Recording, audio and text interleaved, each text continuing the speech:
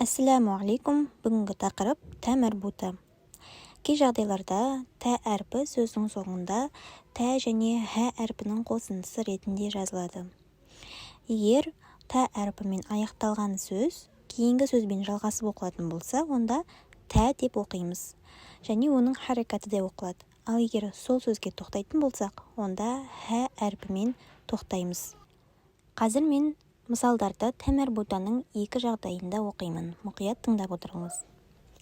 Рақабатин, рақаба, хумазатин, хумаза, әл-қариғату, әл-қариға, мутаххаратан, мутаххара, муъсадатун, муъсада, бихиджаратин, бихиджара.